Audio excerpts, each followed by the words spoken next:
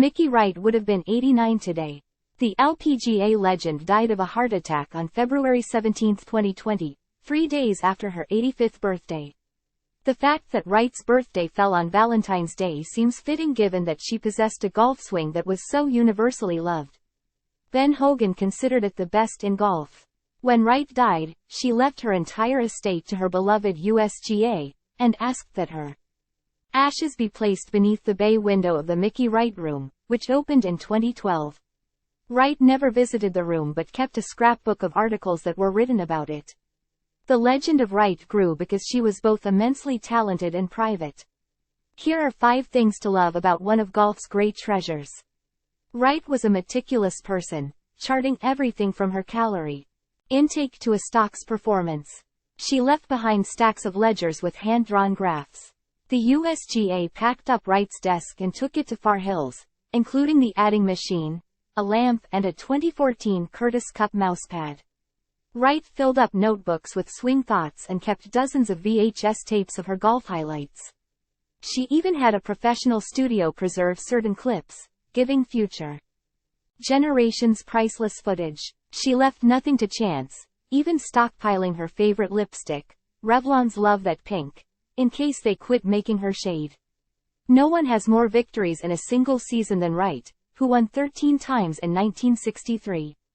Wright competed in 28 of the 32 official events that season and won $31,269 for her efforts. She recorded 23 top 3 finishes and placed in the top 5. 24 times. She finished outside the top 10 only once in 63, a tie for 29th at the Rock City Ladies Open. Wright's 27 top 10 finishes and 28 starts set a record that stands today.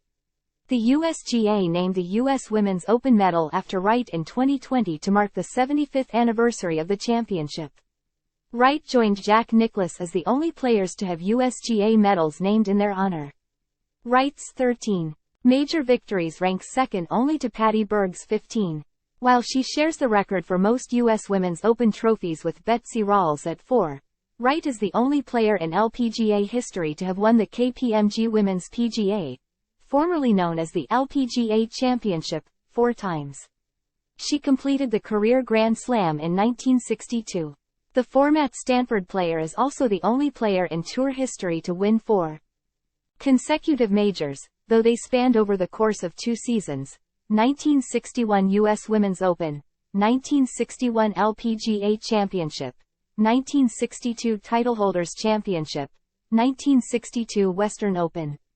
Wright credits instructor Harry Pressler with building the swing that garnered so much envy.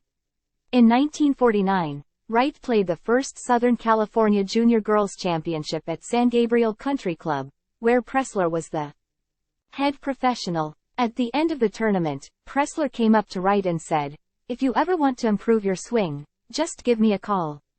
Wright and her mom promptly took him up on it.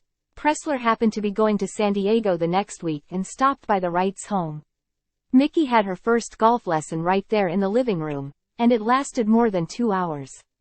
Every Saturday for the next 2 years, Wright and her mother drove to San Gabriel, 250 miles round trip, for a lesson with Pressler. "He was absolutely the best teacher in the country, as far as I was concerned," Wright told Golfweek. "He gets all the credit for it. All I did was practice." Wright won 82 times on the LPGA, ranking second to Kathy Whitworth's 88. The big-hitting Wright, who was especially brilliant with her long irons, carded a victory in 14 consecutive seasons from 1956 to 1969. Her most stunning stretch came from 1960 to 64, when she won 50 times in 5 seasons. She still holds the record for youngest to reach 30, 40 and 50 wins. She was also the fastest to reach 50 wins at 8 years, 8 months and 21 days. Only 6 women in the history of the game have won more than 50 times. To win 5 of their championships, the U.S. Girls Junior and 4 Women's Opens, has always been my most cherished accomplishment in golf, Wright said of the USGA back in 2012. "My only regret was not being able to win a 5th Women's Open. Someday, perhaps, someone will."